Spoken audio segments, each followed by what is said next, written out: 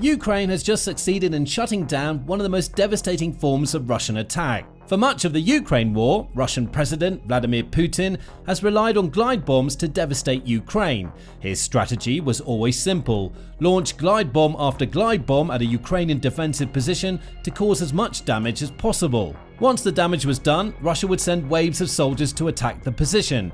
It worked well, even if it was an attritional strategy that cost Russia thousands of soldiers. But now it appears that strategy will no longer work, since Ukraine has found a way to make Russia's glide bomb threat irrelevant, and it's completely changed the nature of the war in the process.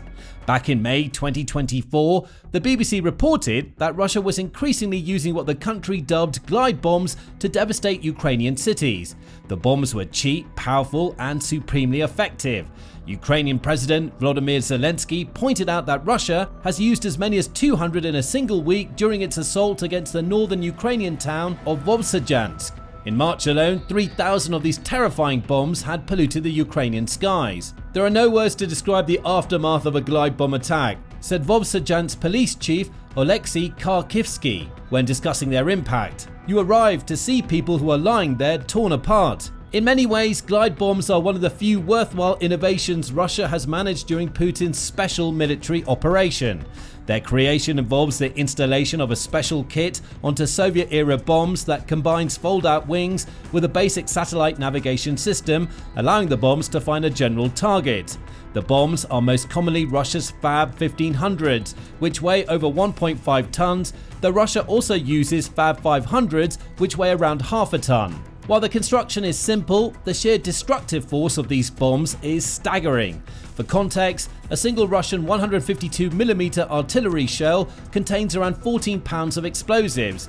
A Fab 500 is far more powerful. Over 440 pounds of explosive force rains down on Ukrainian positions from each bomb.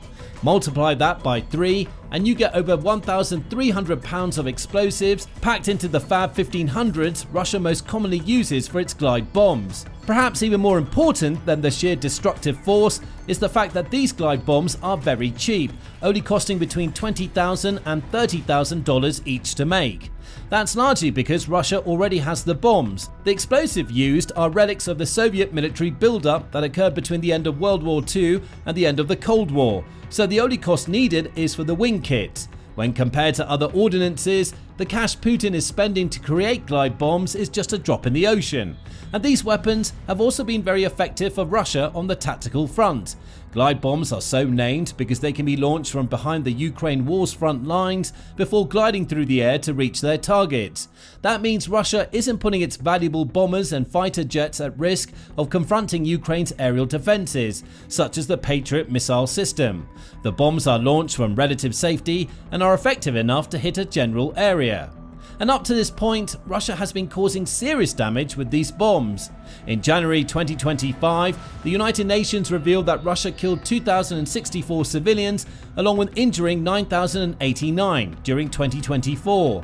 This is a massive increase on the 1,971 civilians killed and 6,626 injured that Ukraine saw the previous year. And the reason for that spike? Russia's glide bombs. They accounted for 360 civilian deaths and almost 1,900 injuries during 2024. Glide bombs were lauded in Moscow as Russia's miracle weapon.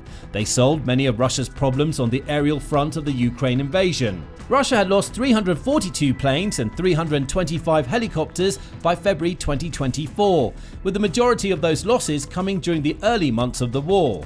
Putin pulled his aerial assets back as a result, allowing Ukraine to fortify and repel his ground forces. With the glide bomb at its disposal, Russia has a method of attacking Ukraine from the skies while keeping its risks low. There's just one problem for Russia. Ukraine has figured out how to counter the miracle weapon. On March 10, The Telegraph reported that Ukraine had managed to find a way to make Russia's glide bombs practically useless. The first inkling that something had gone seriously wrong with Putin's glide bomb strategy came from a Telegram channel named Fighter Bomber. Reportedly operated by an anonymous Russian pilot, the channel claimed that Ukraine had somehow managed to saturate the front line with some sort of jamming signal that prevented a glide bomb's internal navigation system from working. Remember that this navigation system relies on signals from satellites to work properly. As Fighter Bomber put it, all satellite-guided correction systems have left the chat. What does that mean for Russia's glide bombs? While it doesn't mean that Putin has stopped dropping them altogether, the problem he faces now is that their signals are being jammed to the point where the bombs are flying off course. That turns many of the bombs into duds, which land harmlessly in fields rather than destroying the cities and Ukrainian fortifications they were intended to hit. Fighter Bomber outlines the problem from Putin's perspective. With Ukraine's signal jammers at work, Russia now requires 16 glide bombs to hit a target where it previously only needed one. In purely monetary terms, that means Russia is now spending up to $480,000 per successful glide bomb strike, where it might have previously only spent $30,000. Plus, Ukraine's clever signal jamming is forcing Putin to eat into his Fab 1500 and Fab 500 supplies. It's unknown just how many of these Soviet-era bombs Russia has in its stockpiles. However, with a single strike now requiring 16 times more of the bombs to be successful, Russia will be burning through those stockpiles at an alarming rate from now on. But here's the most shocking part for Russia. This shouldn't be happening at all. Glide bombs are designed to be immune to jamming. As the Telegraph explains, jammers are usually either individual decoys, which are used to send a precision-guided weapon off track, or they form part of a fighter jet's defense system. This can be seen in the F-16, which includes systems that emit interfering signals designed to block enemy weapon systems. The glide bomb's use of satellite navigation, rather than infrared or more complex guidance systems, used to overcome that problem. Even Ukraine confirmed that issue when Russia started using glide bombs. In a March 2024 article, Politico quoted Ukraine's former foreign minister, Dmytro Kuleba. He claimed the country was practically resigned to being forced to deal with the glide bomb threat, stating, "You cannot escape from Russia's bombs," as he called on Ukraine's American allies to provide more Patriot aerial defense systems. "You cannot jam it," he said when speaking about a glide bomb. "It just falls on your head and destroys everything. This is how we're losing positions, and the only way to prevent this is to shoot down the planes carrying the bombs." At the time, Ukraine wasn't allowed to use Western-made long-range missiles to target airfields on Russian territory. Now it can. It's also developing long-range missiles of its own. But even with those missiles, Ukraine wasn't able to do enough damage to Russia's air force to prevent the flood of glide bombs. Speaking to the Telegraph, Royal United Services Institute military expert Thomas Withington says that Russia's bombs should have been designed and outfitted with a robust global navigation system, which receives an encrypted signal and should be resistant to jamming. To put it bluntly, Russian glide bombs should not be getting jammed. But they are. Ukraine doesn't need to shoot the planes down anymore. It's capable of stopping Russia's glide bombs in their tracks. But how? The Telegraph raises two possibilities. One is that Russia's latest glide bombs are so poorly designed that they somehow become susceptible to jamming. That seems unlikely. Russia has been using these bombs for over a year at this point, and it knows how to build the wing kits they need. With those wing kits being so cheap to produce, it's also unlikely that Russia has started cutting corners in their manufacture. Why would they? For around $30,000, they can create enormous amounts of damage with each bomb, making the military return on investment high enough that corners don't need to be cut. Far more likely is the second possibility, which is that Ukraine has figured out a way to jam the existing wing kits, which then sends Russia's bombs off course. Withington has some opinions on how that might be happening. On March 17th, Euromaidan Press reported on comments Withington made when speaking to the German outlet Der Spiegel. He suggested that Ukraine may be using a clever form of satellite jamming to block the signals Russia's glide bombs receive at their source. When a satellite signal reaches the Earth, it's only very weak, Withington explains. If you generate a stronger signal at the same frequency near the receiver, it will mask the signal from space. That sort of interference would allow Ukraine to redirect the bomb onto a new trajectory before it's even launched, allowing them to send the bombs into empty fields and similar locations. The question remains how Ukraine would manage to create that interference in the first place. Does it have operatives stationed at Russians' nearby air bases that are sabotaging satellite signals on its behalf? Has it deployed some sort of signal transmitter either at those bases or in its airspace to mess up the satellite signals? Withington also notes that there are potential countermeasures to this type of signal jamming. Western glide bombs, for example, use an encrypted GPS signal and therefore do not react to other signals, he says. That raises a bunch of other issues for Russia. Does this mean that Putin's forces aren't using encrypted signals, which creates targeting vulnerabilities for Ukraine to exploit? Or does it mean that Ukraine has cracked whatever encryption Russia is using to misdirect the glide bombs? Either situation would be terrible for Putin. But whatever method is being used, it's unlikely that Ukraine is going to share its glide bomb jamming technique, since keeping Russia in the dark is the key to its success. Withington does point out that the lack of encryption has already proven to be a problem for Russia, though Putin's forces are supposed to be using a Russian satellite navigation system named GLONASS. Frontline soldiers have repeatedly been shown to use simpler and unencrypted receivers. The Center for Strategic and International Studies pointed out that this lack of encryption was a problem back in June 2022, mere months after Putin launched his Ukraine invasion. 3 years later, it's very possible that Putin either didn't learn his lesson or his forces are so depleted that they can't afford to encrypt signals properly. If that's the case, Ukraine's glide bomb jamming breakthrough has major ramifications for the future of the Ukraine war. Regardless, one thing is certain: Putin can't rely on his glide bombs to do the job that smart tactics should have been doing for him anymore. According to the fighter bomber Telegram account, all high-value targets are guaranteed to be covered by electronic warfare. The bombs are still flying, the anonymous Russian pilot claims, but the majority simply aren't hitting their targets. That's a problem both for Russia's fighter jets and its soldiers on the ground.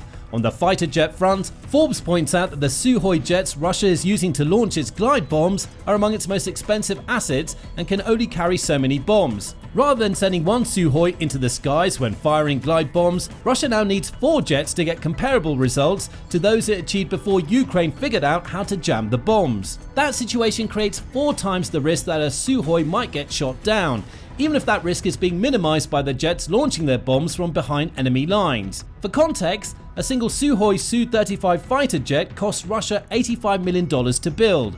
Older Sukhoi models cost less, though they're still multi-million-dollar pieces of hardware. Losing just one of those jets is painful for Russia, both in terms of reducing its stockpiles and the money it would have to spend to replace the lost jet. Forbes claims Russia has already lost 120 of its Sukhoi jets during Putin's invasion, and it only has around 1,000 modern jets capable of launching glide bombs. So, Putin faces a double threat. He's having to risk even more of his most valuable assets to continue his glide bomb strategy. And even if he's willing to do that, Ukraine's jamming makes most of the bombs ineffective. Either way, it adds up to more money being spent by Russia at a time when it can't afford it, which relieves pressure on Ukraine and puts even more on Russian troops, especially those on the ground. Putin's primary tactic throughout much of 2024 was to launch glide bombs at Ukrainian fortifications before sending his soldiers into attack via the ground.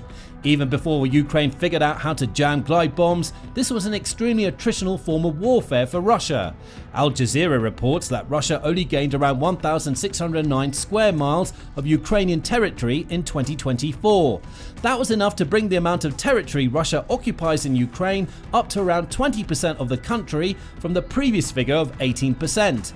However, those gains came at a massive cost. Russia lost 427,000 of its soldiers to death or injury in 2024, according to Ukraine's Commander-in-Chief, Colonel General Alexander Syrsky. That was with glide bomb support. Now, Putin's ground forces are losing the aerial weapons that weakened Ukraine's fortifications before they attacked. The result will likely be even more death among Russia's forces. Without glide bombs creating gaps for Russian soldiers to exploit, Ukraine's troops can concentrate fire on incoming soldiers. Ukraine's forces also won't have to scramble away from cover that could be a likely glide bomb target, allowing them to focus their energy along with their firepower on Russia's soldiers. Those Russian troops are also dealing with a massive equipment crisis. As Euromaidan Press reported in January, it's becoming common for Russia to use Lardars and similar consumer vehicles during assaults because Putin is running out of armored vehicles for his soldiers. So, Russia's forces can no longer rely on glide bombs to do a lot of the hard work for them at a time when their ground assaults are weaker than ever. And it gets even worse for Putin. Ukraine figuring out how to jam Russia's glide bombs coincides with its own aerial threat becoming stronger. As Euromaidan Press points out, Ukraine is due to receive dozens of F-16s in 2025. In February 2025, it received a batch of the 24 F-16s promised to it by the Netherlands in 2024. There are more coming from other countries. Ukraine also received some of France's Mirage 2000 fighter jets from its French allies in the same month. Those jets are taking to the skies while Putin is being forced to mull over whether he wants to risk his Sukhoi jets to continue far less effective glide bomb assaults. If Ukraine uses its new jets defensively, it can take out the few glide bombs that aren't being affected by jamming, rendering Russia's primary tactic obsolete. But if it goes on the attack, Putin may find himself losing Sukhoi jets that he previously thought were safe behind the front lines. Forbes points out that Ukraine is also getting set to turn the glide bomb tables on Russia. Its F-16s are capable of launching American-made Joint Direct Attack Munition glide bombs, while its new Mirages can launch France's Hammer glide bombs. Both use encrypted GPS guidance systems, which already makes it difficult for Russia to jam the bombs. However, they also come with the backup inertial navigation systems, or INS, that are contained within the bombs and don't require external signals. Even if Russia manages to jam the GPS signals Ukraine's new glide bombs need, they won't be able to stop them from reaching their targets. Russia's glide bombs have INS as well, but they tend to be inaccurate, with US Navy analyst Mark Scheider estimating that Russia's missiles, including its glide bombs, are only about a tenth as accurate as their manufacturers claim. It may be even less for glide bombs, given that it's now taking Russia 16 of its miracle weapons to do the work that one glide bomb would have managed in 2024. It all adds up to Ukraine gaining a serious edge in its defense against Putin's invasion. In the space of a couple of weeks, it's figured out how to jam Russia's glide bombs as it ascends to a position where it can use its equivalent bombs to wreak havoc on Russia's position. But while this is most certainly a game changer, it's not a silver bullet for Ukraine. As Withington explains, Zelensky's relationship with US President Donald Trump could impact how Ukraine uses its versions of glide bombs.